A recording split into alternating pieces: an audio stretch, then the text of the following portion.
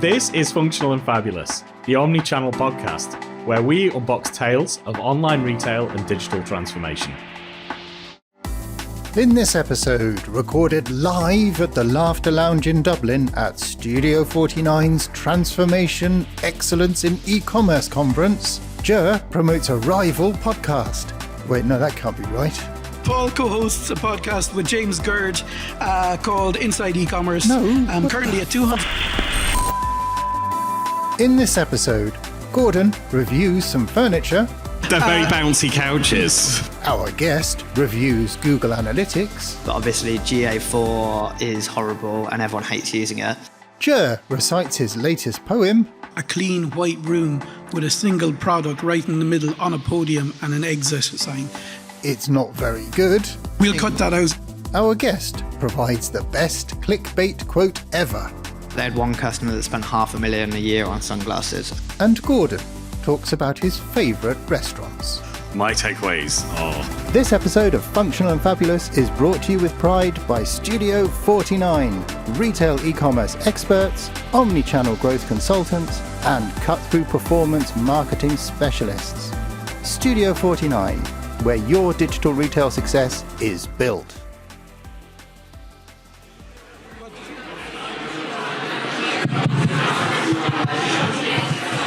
Good afternoon, everybody. So you might be wondering what we're doing up here on couches, relaxing. Relax, Gordon. They're very bouncy couches. So some of you might be aware, myself and Gordon have a podcast called Functional and Fabulous.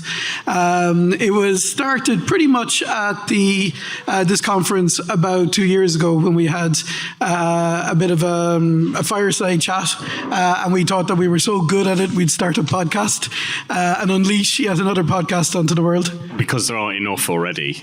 Not enough about e-commerce. So we had a live one last year at this conference, and it's a real pleasure to kick off season 2 of Functional and Fabulous with a live podcast direct from the Studio 49 Excellence in E-Commerce conference here in Dublin. And I'm delighted to welcome Paul Rogers, who travelled over from London today to join us on stage and in the hot seat. Paul is one of the UK's most trusted and expert thought leaders in e-commerce. His opinions and thinking are sought out by tech vendors, e-commerce platforms and merchants alike. And the company he co-founded, Vervaunt, works with an enviable who's who of global brands, including Doc Martens, which I'm wearing in honour, Cause, which I'm not wearing, Stuzzy, Represent, APC, Timex, The Frankie Shop, Muji, Osprey, Fred Perry, Timex. Honestly, the list goes on and on. In Ireland, he's worked with our own iconic sports brand, O'Neill's. I don't know, did you make it yet to an All-Ireland? No, I haven't. I spent a lot of time in Strabane, though. Very good. And Paul co-hosts a podcast with James Gerd called Inside Ecommerce, currently at 230 odd episodes. It deals with e-commerce strategy, customer experience and technology. And he also hosts his own conference each year in London called Pulse, which is on at the end of May and which I can highly recommend to anybody in the audience looking for a good e-commerce conference. Paul, that's an awful lot. It's great to have you here today. Yeah, great. Thanks so much for inviting me over as well. I'm super impressed by this event. And yeah, it's great. Yeah, you're very welcome to the podcast, Paul. And that was like a veritable who's who of the high street, plus one of the longest intros I think we've ever had to do. You're very welcome. So, Paul, today's conference theme is transformation through clienteling. I guess that's probably not a very well-known term. What do you think of when we use that term? Yeah, it's interesting because I guess we obviously caught up last week about this talk. And I said that I think we probably had slightly different definitions of clienteling. So I would typically associate it more with the kind of luxury brands that we work with who maybe do more kind of personal, one-to-one level kind of client relationship management and kind of, use that mechanism to try and generate more income from those customers who might be worth upwards of 100K a year in some cases with some of our clients. So yeah, I would maybe look at it more as kind of like a very personal, relationship experience, I guess. And it seems to me that there's a resurgence in people working on loyalty offerings in the last little while. Would you agree with that? Yeah, definitely. And I think, and again, this comes back to that same discussion. I think I would say it's not just loyalty. So our average client is maybe more of a premium fashion brand. And I think we'll come on to first party data later, and I think it'll be a big topic for this discussion. But I think there's a lot more kind of shifting towards general kind of membership, and that maybe being like the foundation of a first party data strategy, but also like community.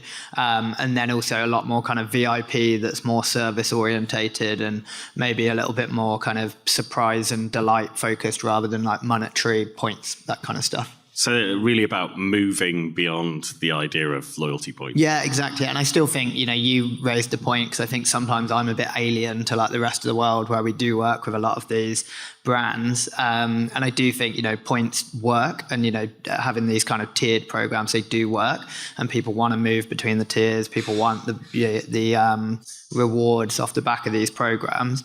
But equally, I think if, your business is a brand and your biggest selling point is the brand and the aesthetic and the way that you kind of communicate and position yourself, I think that's where it's more about trying to apply the same principles but being less about discounting and monetary benefit, if that makes sense. Yeah, I think anybody that's had to deal with their CFO at any point is loyalty points is just giving away money. I think we probably all heard that at some point. But what I'd be really interested if we could explore is how can we take some of these ideas from luxury and apply them to different verticals, be that pet food, be that health and wellness. And what ideas can we take from an industry that's traditionally really, really good at doing this, and how can we start to apply those to other industries or other verticals and apply them digitally? Yeah, absolutely. Yeah. So I think, to be honest, I just look at it as I think some of the brands are like forced to be a bit more creative because they don't have the luxury of being able to discount or give away kind of store credit or whatever else. I think a lot of the principles are probably more just about marketing. And, we've had clients that have done things like they've introduced a resale program that's only available to people in a certain, that have kind of got to a certain threshold, or people that have kind of created bespoke products and you can only buy them if you've spent enough money or etc. Or I worked with a glasses retailer that printed like lots of like high demand local art on the whatever you call the glasses cleaner things, and you'd only get them again if you went into the store and you were a kind of loyal customer. And they're just some examples. Like lots of people do events. We work with Represent. They do lots of cool stuff for their VIPs offline. I think it's just taking that and trying to essentially create like exclusivity alongside some of the financial stuff for me, and maybe more like brand focused comms alongside it. So that's quite a lot.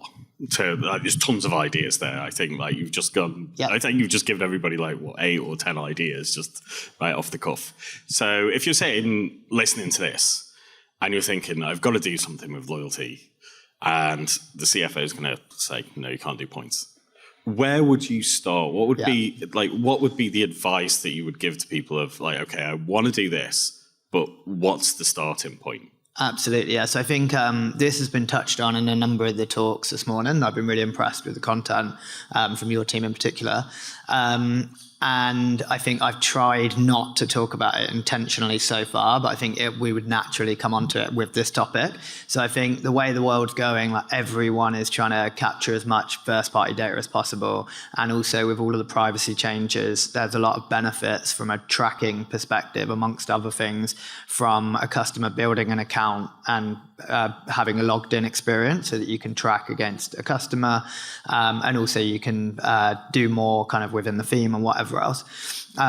So I think the first thing for me that loads of our clients are doing right now, and it's by far the number one item on all of the roadmaps that we have, is basically building a proper account proposition. And I can't remember the name of the brand that was used with your Epic solution earlier, but that's a really good example. And another one that I use regularly is Solomon, the footwear brand. And if you go on their site, they've got the notification icon, which was also cited. And then they've built like what is essentially a loyalty program, but the foundation level is just an account essentially, and they've got you get free shipping and free returns as a result of building an account. And then as part of that process, they're capturing more data, so things like gender, interest, etc. And then that will all be pushed into a CRM or a CDP.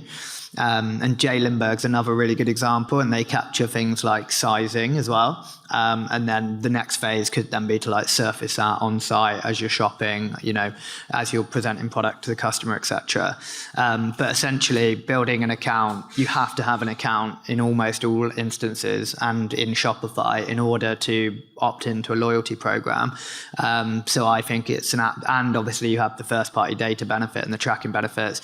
I think it's a no-brainer to really like push that kind of new account proposition, new account experience, and try and increase the percentage of users that essentially you know who they are and you know what they're doing. And then also it gives you an opportunity to like present different options through the experience and just collect more and more data and know as much as you need to around your customers. Yeah, I love the example of on the Solomon website where the wayfinders are also being used to collect information, almost like a quiz, but it's part of a very natural progression where you're being asked what kind of shoe are you interested in, and you choose the type of shoe, and then you choose, you know, is it going to be a shoe or a boot, and so on, and it's capturing that information and then using that to surface sizing and correct sizes and so on through the rest of the experience. Exactly. And I think the thing that I like about that is it's just in context within like a core journey, whereas particularly in like cosmetics and beauty, you get a lot of like isolated quiz experiences, and they work really well, and you can capture great data, you know, and it's a great mechanism for getting an email address or an account builder, whatever else. But I think this is more natural, and if you're paying for traffic, you don't want the friction of pushing people through an account. You know, there's every chance they might abandon, etc. Or through that experience. So yeah, I really like that as well. And Interior Define's another really good example where if you go through any non-purchase conversion, so if you go and request a brochure or, you know, set up like an interior, what do you call it? Interior, like basically a consultation. Yeah.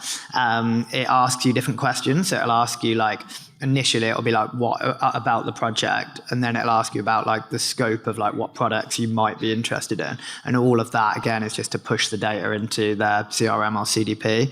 And I personally think nowadays like most brands should be doing this with interest and sizing, just because you're going to be in a much better position from a CRM perspective and on-site perspective. I think nowadays it's easier than ever to capture that sort of information. In Shopify now with the meta fields on customer profiles, you can capture enormous amounts of different types of information and get really detailed and collect it as the customer goes along in a more subtle way.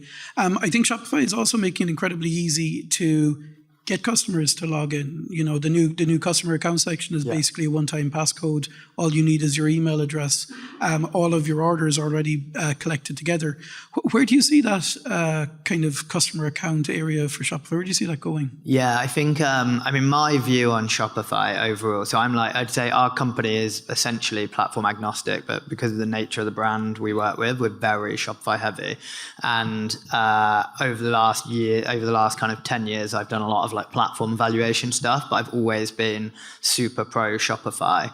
And I think overall their like vision and where they're going is like no one's close to them in terms of what they're trying to achieve and where they sit in the market. They're almost like a Windows or an operating system now. But I think they're in a very good position to make some big moves. And I think one of the big moves will be essentially them getting more first-party data and them owning the account in a similar way to ShopPay. So I think there'll be more things like that in the Shopify ecosystem. And I think it will benefit the end consumer because, you know, if you're logged in on one Shopify account, you'll be logged in on another, or at least you'll get the prompt, or at least there'll be some level of like, mechanism there that will support the customer, but also Shopify. So I think that's kind of where I see it going. It would be great if they stepped in as the platform provider that helps retailers fix the cookieless first party data conundrum. Yeah, and I think like we all need some help with that because it's quite complex to navigate. When you think about all of the other things that are on a head of e-commerce or an e-commerce director or an e-commerce manager's plate, where they're dealing with everything from operations through to marketing. So I would love to see that if Shopify are listening. I think they're naturally going that way anyway. And I also think that I think all of the competitors that I speak to, Shopify, are like, you know, they're focusing on the little feature that they have available that Shopify doesn't, or the fact that they're a bit more flexible when it comes to payments. But realistically, Shopify is like slowly becoming like top 5 first-party data owner in the world for commerce.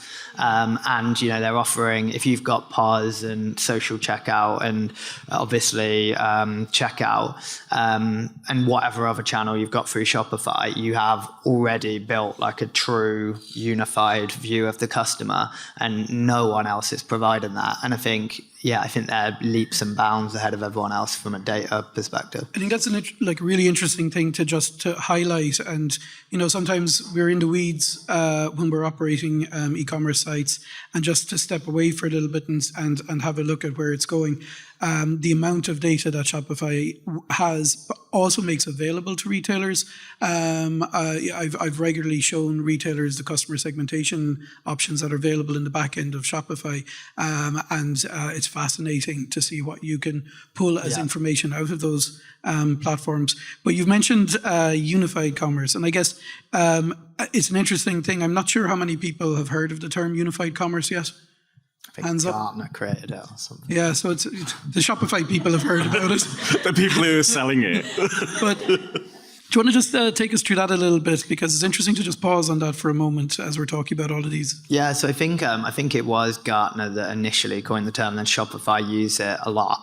But essentially, it's just having a unified view of the customer and your data. And I think for a long time, it was not for a long time, for a short time, it's been a bit of a buzzword, and a lot of kind of combined technologies will go out to market and offer that, but Shopify does genuinely offer that with like no code essentially. So, and I think you talked about segmentation, and I think the other data that will be built up within Shopify now is they're starting to build browsing into that as well natively, which will be massive. And, you know, last year, particularly Q1, Q2 last year, a lot of our bigger clients were like saying we need a CDP, you know, we need it urgently, and they didn't really need a CDP, but they were saying they did, or at least they thought they did. And now with Shopify, you're not far off not needing a CDP, and actually the role of a lot of the other systems around Shopify is going to... It's an interesting thing because we're being asked in the last, let's say, half a year to a year to start pushing data from outside of Shopify into Shopify. So POS data, ERP data, and pushing that into Shopify because it's nearly the most useful place to have that. And when you think about that unified e-commerce or unified commerce idea, it's nearly that one single source of truth for all of your data that is updated in real time. It is the hub for that it gathers in all of the rest of the information. And you can nearly see that let's say, positioning, I guess, of Shopify in that space. Which is 100%. I think that's something that they've obviously been working on for a long time, but has really come to fruition recently. And I think the other thing, right now, it's so easy to get data out of Shopify. Very few other systems in the world are as easy to get data out of than Shopify. So that all of our team, will use Supermetrics, we use various other low code tools, or even just pull data out of the APIs themselves. And I think, that's just kind of driving more people to, put their data in Shopify. I think the other big thing that is like a bit of an elephant in the room, not that many people are talking about, because maybe they don't know if it's the right thing to do. But obviously GA4 is horrible and everyone hates using it. And I think Shopify have like gradually improved their like traffic reporting, their marketing reporting, etc. And to be honest, I think a lot of our customers now are actually using Shopify's analytics instead of GA4 in like 50, 60, 70% of like reports and, you know, data they actually need. And I think if that gets stronger as well, again, it's just like more data for Shopify, obviously, but also they're just creating a much broader reason to use Shopify. But you just need the data in the morning really quickly. Like, you just need your reports. You need to be able to read your reports quickly. You need your top level metrics. Grab those out of Shopify. You don't need to go your GA and spend the rest of the day dealing with Meta. You have, I'm really sore about Meta at the moment. To go back to the loyalty side of things and that kind of community building, how important do you think it is to kind of approach that with a joined up thinking attitude, where you brand the loyalty that you're going to do, or the proposition you have around your customers and community? I think it's massive. Yeah, I think it's obviously a much more it's something that a customer can kind of buy into more. It's something that will resonate more with them. I think a lot of the best examples of loyalty programs have like its own brand. So like Represent, I've been using a lot as an example recently, just because they're quite present at the moment, and a lot of people talk about their community. But yes, they've got Prestige, and so many of their customers, you know, will talk about Prestige without even mentioning Represent, and I think that goes a long way. But to be honest, because of this first party data shift, that kind of membership route I mentioned as well, like both loyalty and the membership piece, like all the biggest brands in the world are doing right now. Like you look at Nike, you look at Adidas, you've got Adi Club. I've forgotten what the Nike one's called. Solomon is S+. I think it's interesting. It's nearly a brand, like a brand within a brand, out on its own in its own right. You know, you've got the some of the ones that come to mind are like the Elf Beauty Squad. We talked with an Irish retailer one time who mentioned that when they had a loyalty program, they just called it the loyalty program. Nobody used it. And then they renamed it the A-list. And then people started using it, and you know, that kind of a thing. On that, as a kind of, let's say, a next logical extension, can you talk to us a little bit about mobile apps and how you see those? We get asked quite regularly, and even this morning, somebody in the room here was talking about a mobile app they're about to develop. I always feel like it's not enough to have just your catalogue in an app. You have to have an angle. Can you talk to us a little bit about that? Yeah, completely agree. I think if you were to go down the route of essentially, because within Shopify, it's very easy to introduce a native app. There's a few different vendors that have reduced the barrier to entry, and, you know, they can inherit bits of your theme and, you know, launch something super quickly. But I think it's a short-term solution. I think it's an additional engagement point, maybe short-term, but I personally think it kind of cheapens your brand a bit because it's very transactional. There's no real reason for that customer to engage. You're just kind of sending the same messages via different channels. Whereas I think, so I feel like 2-3 years ago, all of our clients were looking at native apps. And then it died off. And then this year it's been massive. So a lot of our biggest clients are, have recently released apps, and those that haven't are working on it now. And I think we always say you have to have a reason to go to the app that isn't transactional, and pretty much all of our clients are building that in. So loyalty is part of it. So for some of our clients, like the loyalty program will be managed within the app, and a lot of the kind of content that's built into that will be done by the app. We've got a client that's doing resale only through the app. So they've got a bit of a cult following, and they did resell once and they didn't manage it very well. So they're kind of doing it through the app and then gradually releasing product through the tiers so that they can control it. We've got a client that does clienteling through the app. So they do, so that's Totem. So they do all of their kind of store, like VIP appointments, like events, all of the multi-channel stuff through the app. And that's a really nice way to do it. We've had clients do like advanced sizing stuff through the app. But yeah, from my perspective, I personally think if you do a native app, you have to invest in something that like engages the customer semi-regularly and gives them a reason to have that like native app experience, be that editorial, loyalty, a game, like whatever, something that isn't transactional. So if an app's on your list, the first question is why? Exactly. Yeah. Like, why are you going to do this over and above? And then the next question is, what are those things and what's the priority order you're going to put them in? One other question is, does it work? Do you think?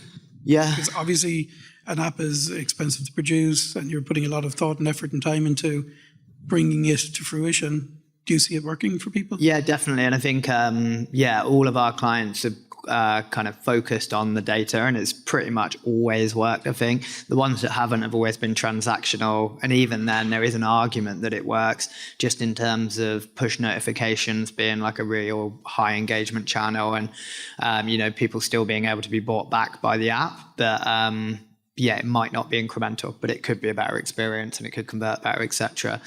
So Represent is a really good example. They released their app a little while ago, so maybe like 3-4 months ago, and it's been, they've seen decent incremental growth off of I was talking to Liverpool Football Club recently. They were talking about their app that's now transactional, and they've seen incremental benefit. And everyone that I've spoke to that has done it properly, and like you say, had a reason beyond just transacting, has pretty much always found it to be an effective channel for re-engaging customers. But I do think it is a retention channel or a re-engagement channel, not a new customer acquisition channel.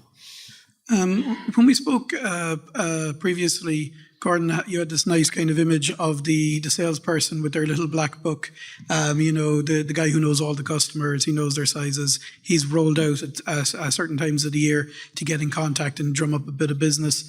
Do you see kind of a digital variation on that in terms of even the clienteling or the engaging with customers? Yeah, I think most of the brands of ours that do that is all done through WhatsApp.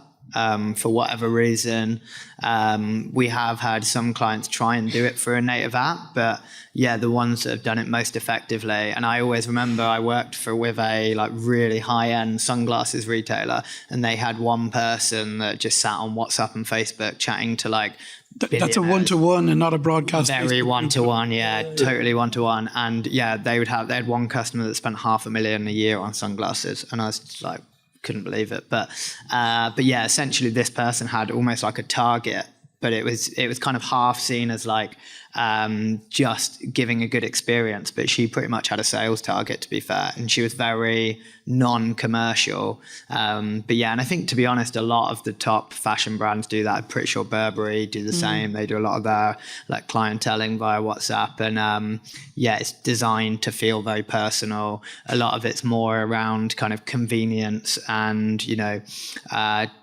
like subtly telling a customer if you've got a new item that might be similar to previous preferences, all that kind of stuff. And there's probably a CRM behind it, but it just has to feel very personal. Do you see, the generation of, let's say, a draft order where like that person with a little black book would effectively put this season's look together for a VIP customer and, send them the link to the checkout and say, here you go, this is what we've picked for you, and we think this will really work. Do you see that kind of I think I see a lot of these people using draft orders, but it's probably like, I think the other thing is like, they'll do calls or they'll send lots of links, and then they'll get opinions, and then they'll send stuff and they'll return it, etc. I think draft orders are super useful for this, and loads of our clients use it for exactly that. The other thing that I would say that a few of our clients do, which is slightly off topic, but it's the same thing. So I don't know, another big trend we've seen recently is like concierge delivery services and like last mile delivery services. So our average client, top 2 cities would be London and New York. And a lot of our clients now use like a Harper Concierge, a Quiver, a Toshi. Like these services allow basically 1 hour delivery slots, or like with Harper, they have like a qualified like concierge, I guess, like go into the house, talk through all the styling options. And I know they've got a lot of data around that, kind of like doubling order value and like increasing retention metrics massively. But that's another one like along these lines that I really like that. We have a retailer in the room here, Louis Copeland, who is very well known for Louis Copeland himself arriving on the doorstep and handing over the ultimate in concierge. But it's such a great marketing ploy as well. Yeah, absolutely. It's at that level, it's still very people heavy though. You still have your person managing WhatsApp. Now it's totally worth doing if it's worth $500,000. You can totally justify that cost. But how would you see that? Like I suppose not a watered down, but a scalable, automatable version of that where you've maybe got 10,000 customers that you want to deliver something to. Could you see that working or being implemented in the future? Definitely. So I mean, we have loads of clients that do it. It's more that it's just they've got something storing the value of the customer, be that their CRM or a loyalty platform or Shopify or whatever else. And then they've just got very specific CRM programs that are triggered based on a new benefit, or they'll make sure that they send campaigns with a certain frequency so that they're kind of re-engaging these customers, but the messaging is not promotional. It's like entirely like convenience or service orientated. But I think a lot of our clients have quite granular like VIP programs for CRM. You saw a really nice demo from Gorgeous of the Gorgeous Convert, which Neil might talk about later on, I'm not sure. But no, he says, but You are now. But it allows you then at scale to trigger, let's say, interactions with customers on the basis of what they're actually doing on the site. So you can really, they might be looking at a product, they might have switched between 2 or 3 products, and you can start to engage with them at the point where you think that they're ready to convert and they might have some questions. And I just add a kind of a question I'm always curious about. I know, Gordon, you have an opinion on this, but I always wonder about the value, and it's kind of slightly off topic, of extending your customer service hours and having people manning the customer service like until later in the evenings, until 9 or 10 o'clock at night. Do you know businesses doing that, and do you know whether or not they find it valuable? To be honest, I'd say this is probably slightly outside of my wheelhouse. We've definitely got clients that do it, and that invest in out of hours services, and there's a few companies that our clients have used, but I feel that I wouldn't know the tangible value, if you see what I mean. Gord, you have an opinion, do you? You might. If people are shopping in the evening and your peak time is 7 p.m. to maybe 10 p.m., then you should be building your service proposition around being able to help them during that time, which is really where that comes from. It's a bit more, it's common sense, and it's a bit more difficult to execute, but like, business doesn't always happen online between the hours of 9 and 5:30 Monday to Friday. I think this is an interesting one because I think it depends on, I guess, the value, like the order value as well. Because I would say a lot of our fashion clients would man live chat between like peak hours UK and US, for example. But I feel like some of the higher volume brands I've worked with are now like really trying to push AI on that side. So maybe they'll still have resources available, but they're really trying to like reduce the hours that go into it through like Sienna or some of the other solutions out there. We nearly got through a whole podcast without mentioning AI. Mm-hmm. I need to sneak in. I was bursting to sneak in with this. I saw a really mischievous a presentation from a data insights guy from John Lewis one time, who kind of declared somewhat in a sexist manner, but it was like basically John Lewis figured out that 9:21 p.m. was the time when their most valuable customer, a woman, would come onto the site. Yeah. And his point was like at 9:21 p.m. if you see your partner or wife pick up her phone, that's the time to distract her. Yeah. But I couldn't let us go without having a quick chat about your app, Census. Yeah. So you guys even got into the app building for Shopify end of things there last year, I think it was. I heard some great things about the feedback app. Do you want to just Yeah, absolutely. Yeah. So, it must have been maybe a couple of years ago we released the app. So it's essentially a survey that sits on the order confirmation page that can ask different questions to different customers based on variables. So the average implementation would probably have 3 questions. The first one would be, where did you first see or hear about the brand? Which you then might push into your reporting tool or wherever else you want that data. Second question would typically be more focused on the customer. So it might be like what age range they're in. It might be whether it's a gift or self-purchase. And those questions might then be pushed into your CRM system or your email platform.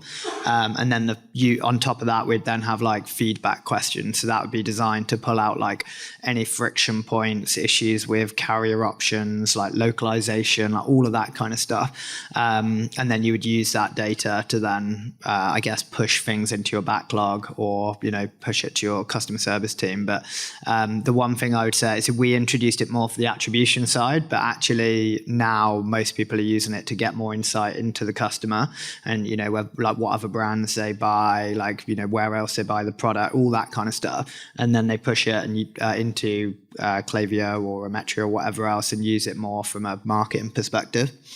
Yeah, I've noticed things like businesses when a gift message is being chosen, for example, after the transaction has gone through and the order has been made, they say, we noticed you bought a gift today. Yeah. Was that for a birthday? And, that sort of thing. And then storing that information to exactly. Help. Yeah. We actually haven't done that, but we should, because it can do that. It's just that I've never seen a client do it. Yeah, but I really like because just after the transaction is made, I think there's great opportunities for a couple of things. I really feel when people are buying online, there's a bit of tension and they're trying to get, it's a bit of unnatural tension when they're trying to get through the checkout and they're very focused on getting their order in some cases. And then there is like a natural release of tension once the order has gone through, and people sometimes are kind of willing and ready to offer additional information or also buy additional things. It's really the time where you kind of have that bit of remorse where you're like, maybe I should have got that extra, that product. And do you think like things like that, like post-sale absence, how... Yeah, I mean, I completely agree with you. I think I've always said the order confirmation page is like the most underutilized page in e-com. And I think, even looking at the survey, which averages like 25-30% completion rate, people are, are still engaged on that page. And we have had clients that have done post-purchase recommendations. The issue is usually more the kind of back office side, which hopefully your solution can help with. Essentially, we have had clients that have, added significant revenue, usually by attaching some level of promotion. So if you've bought maybe a t-shirt offering a discount on the second one, or, saying it's not too late to add the bundle items, etc.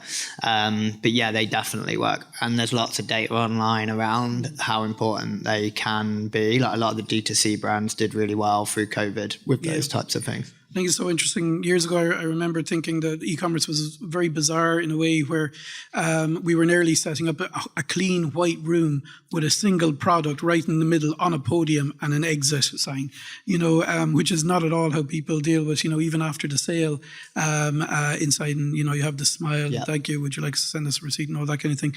I'm going to take a very quick opportunity. I don't know if we have a roaming mic, but is anybody, seeing as we have an audience in front of us, does anybody have a question that they'd like to put to us up here? Any brave souls? That came out of left field. I was not expecting that, Jay. We're in front of an audience. So, usually I pick on James Byrne in these situations, but I'm not going to do that today, James. But is anybody have a quick question that they'd like to ask? As long as it's easy. No? Very good. Okay. We'll cut that out of the... absolutely. We'll edit that out. One thing I was going to say, so you talked about Gorgeous Convert, which obviously proactively communicates with a customer based on variables. One thing we talked about before that we're in the process of testing across a lot of clients is, so your colleague talked about the notification icon, like capturing attention earlier, and I said about that being Solomon's example. But one thing we're testing is the notification icon in the header, and basically using that to communicate with customers based on variables. So similar thing, but it's more like capturing the attention. And then if someone's been on the site before, you might show them products that they hadn't viewed. You might, we work with a fashion brand called the Frankie Shop. They promote so their like latest store, new editorial content, and then like new in this week. And basically that, if you do build in some of this first party data stuff, segmentation stuff, it is an opportunity to communicate with a customer based on what you know. So if they've got something in the basket, you can communicate other items, any promotions that are relevant, any new products since their last visit. Like, I do think that's a really clever mechanism for communicating with a customer for both upselling and just generally getting them to do what you want.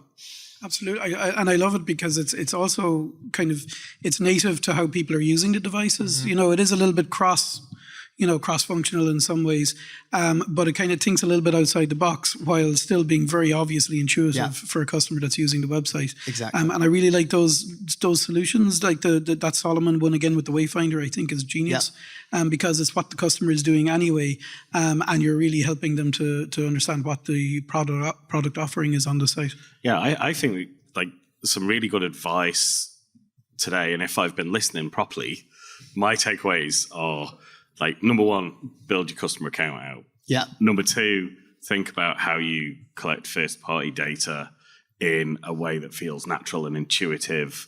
Number three, build out a proposition that adds real value beyond points. Yeah. And then number four, try and personalize communications as they're going out, and then add a bit of notification anxiety on top of it for customers to click on. I love your summarizing, Gordon. It's always great. On that note, thanks a million, Paul. It's been great to have you here. We really appreciate you coming over today. Give a round of applause to Paul, please.